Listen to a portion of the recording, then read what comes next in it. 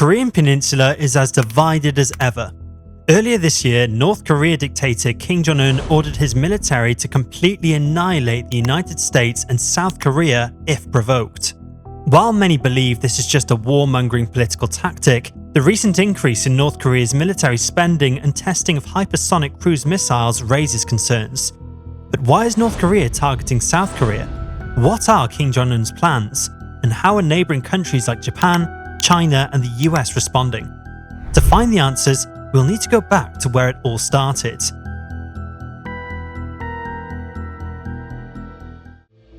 For over 7 decades, the Korean Peninsula has remained divided, a consequence of the Cold War power struggle between the Soviet Union and the United States. Before this division, Korea existed as a unified nation for centuries, ruled by dynasties. Following Japan's victory in the Russo-Japanese War and the subsequent annexation in 1905, Korea endured harsh colonial rule for 35 years. World War II brought liberation, but also the seeds of division. In 1945, the Soviet Union and the United States, supposed allies, carved Korea into 2 occupation zones along the 38th parallel. The Soviets established a communist regime in the north under Kim Il-sung, while the US backed a right-wing government led by Syngman Rhee in the south. The Korean War in the 1950s failed to solve the issue of a unified Korea. It solidified the US as North Korea's enemy and devastated the peninsula. The tensions continue to haunt the region even today. Despite many diplomatic efforts, tensions remain high. In fact, in recent years, North Korea has increased its military budget massively. As per a US defense report, North Korea is one of the world's most militarized countries, with one of the world's largest conventional militaries that directly threatens South Korea. Threats of nuclear escalation and a potential increase in weapons tests in 2024 cast a shadow as North Korea has threatened to annihilate the US and South Korea. But why have recent tensions risen again between the two nations? And why is North Korea considering launching missiles? What is Kim Jong-un planning? And how much does North Korea spend on its military? Let's explore.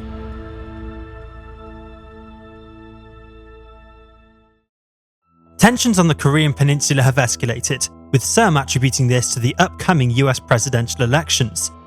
The US have been heavily aiding South Korea, which now pays about $1 billion a year to support the American military presence in its territory, a 10% increase from the past.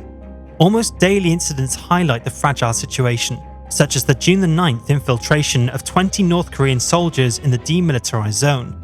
These soldiers retreated after being fired upon by South Korean forces. On the same day, Kim Yo-jong, sister of North Korean leader Kim Jong-un, and a key diplomatic figure, threatened South Korea with reprisals if it didn't cease its confrontational acts. This threat followed Seoul's reactivation of giant loudspeakers to broadcast world news and K-pop into the north, a response to Pyongyang's tactics of sending balloons filled with garbage. But is Kim planning for full-blown war? And what's to do with the rising military buildup? Why are people worried about what Kim might do next? Kim has recently taken a number of provocative steps that might have drawn significant attention. Most notably, he declared that peaceful reunification with South Korea was no longer possible, which some observers see as an unprecedented departure from decades of policy advocating the reunion of North and South. In a speech to North Korea's rubber-stamp parliament in January, Kim proposed amending the constitution to define South Korea as the primary foe and invariable principal enemy, and announced the closure of 3 agencies tasked with promoting inter-Korean reconciliation. At a meeting of the Korean Workers' Party several weeks earlier, Kim asserted that peaceful reunification was impossible, as the neighbours had become 2 hostile countries, and warned that war could break out any time. This is a worrying sign, because if you look at the military spending of North Korea, you would find out what's recently cooking. North Korea announced on January the 16th that it plans to allocate 15.9% of its total government expenditure in 2024 to defence, the same proportion as in recent years. The state-run Korean Central News Agency, KCNA, did not specify the monetary amount, but it is estimated that North Korea's defence budget is about $1.47 billion. The new allocation represents a slight increase, but spending power is limited due to economic challenges like inflation. On the other hand, for 2023, South Korea allocated $48.3 billion, or 8.9% of its total government expenditure to its defense budget. This was a 4.4% increase compared to the previous year. According to KCNA, the defense budget will support North Korea's 5-year plan to develop defensive science and weapons systems, including ICBMs, solid fuel ballistic missiles, hypersonic missile warheads, nuclear submarines, and reconnaissance satellites. KNCN stated that the defense budget aims to meet the major tasks of the 5-year plan and counter threats from enemies. The announcement came 2 days after North Korea test-fired a solid fuel intermediate-range ballistic missile with a hypersonic warhead. And that's why North Korea believes that a new Cold War structure is emerging, with North Korea, China, and Russia on one side, and South Korea, the United States, and Japan on the other, especially after the Ukraine war. Kim Jong-un seems to think this international power shift is an ideal time to launch offensives against South Korea and the United States. Kim's goals can be viewed in two ways: domestic and international.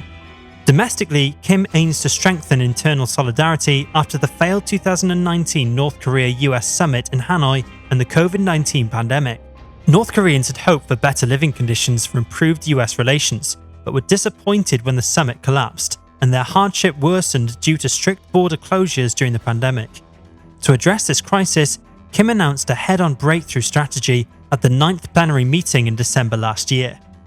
Internationally, Kim seeks to create favourable conditions for future negotiations with the next US administration by highlighting the North Korean nuclear issue through shows of strength. Despite the failure of the Hanoi summit, Kim views the current international climate as a prime opportunity to resume brinkmanship against the US. North Korea has faced few repercussions for its military provocations, as the UN Secretary Council remains paralysed by the antagonism between China, Russia, and the US. But if the North Korean economy is struggling, how come they are able to finance such heavy build-up? Before we go into it, if you like this video so far, please consider liking and subscribing to our channel.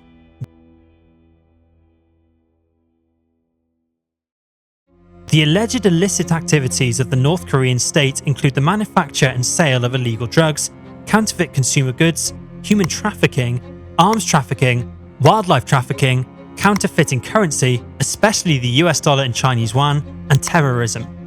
Many of these activities are believed to be directed and controlled by the North Korean government and the ruling Workers' Party of Korea, with proceeds funding the country's nuclear and conventional arms production, supporting the elite's lifestyles and propping up the economy. According to North Korea scholar Andrei Lankov, these illicit activities have never been significant hard currency earners. Instead, they expose the country to international condemnation for minimal gain. Lankov suggests that smuggling was intended as a survival strategy for diplomats whose funding was cut. North Korea's illegal drug trade reportedly dates back to the 1970s, involving the manufacturing, selling, and trafficking of illicit drugs and counterfeit pharmaceuticals. Production began in the mountainous Hamgyong and Yangang provinces, particularly in the village of Yonsa, where Kim Il-sung sanctioned an opium farm. Estimates from a 2018 study have gauged the governmental revenue from taxation of these markets to be equivalent to $56.8 million per year. Figures from the same study concluded that the largest of these markets, Sunan Market of Chongqing, covering an area of 23,557 miles squared, provided the government with an estimated $849,329 per year. To provide a cover of legitimacy, the North Korean government uses front companies, such as the Yonggong Corporation, controlled by the Korean Workers' Party's Foreign Relations Department, to conduct clandestine activities. These efforts support nuclear tests, threaten the US and South Korea, and cause regional panic. But is there any end to this chaos? And how's the West responding?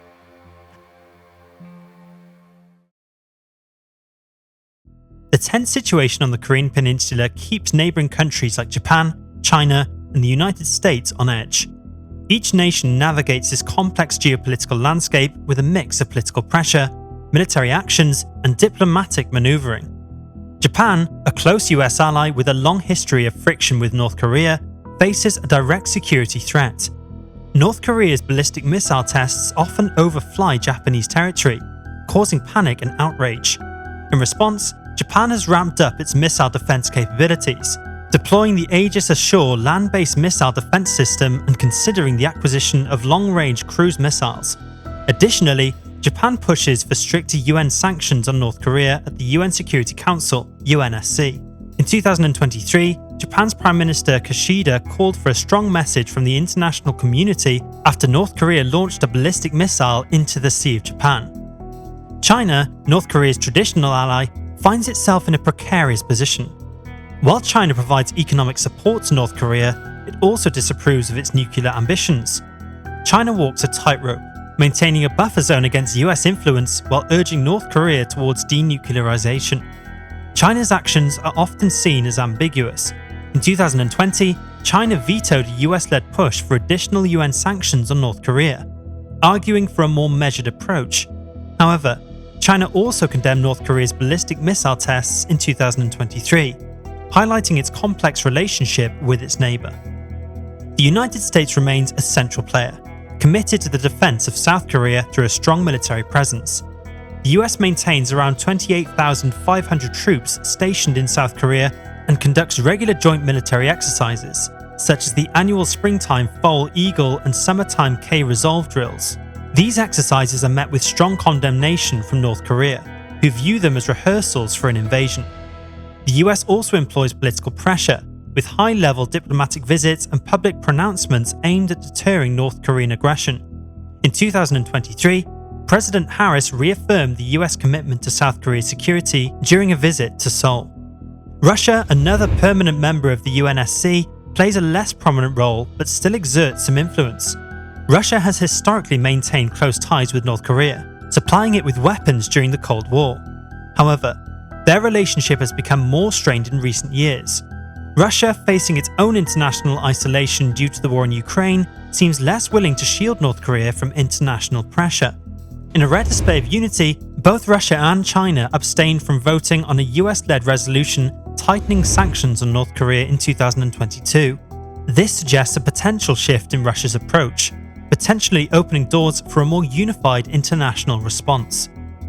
South Korea, caught in the middle of this geopolitical tug-of-war, seeks a delicate balance between security and diplomacy. Under President Moon Jae-in, South Korea pursued a policy of engagement with North Korea, culminating in historic summits between Moon and North Korean leader Kim Jong-un in 2018. However, these efforts stalled due to North Korea's continued nuclear and missile programs. With the election of Yoon Suk-yeol in 2022, South Korea has adopted a more hawkish stance, strengthening its military and calling for a stronger international response to North Korea's provocations. In June 2024, South Korea participated in a joint military exercise with the US and Japan, a move likely to further inflame tensions with North Korea. The situation on the Korean peninsula remains a powder keg. North Korea's nuclear threats, coupled with its unpredictable leadership, keep the region on edge.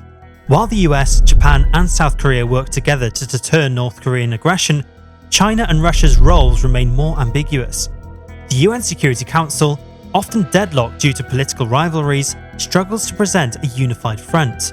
Only through continued international pressure, coupled with diplomatic efforts, can a path towards a more peaceful Korean peninsula be achieved. Thanks for watching till the end. If you enjoyed this video, make sure to hit the like and subscribe buttons to receive more content. See you in the next video.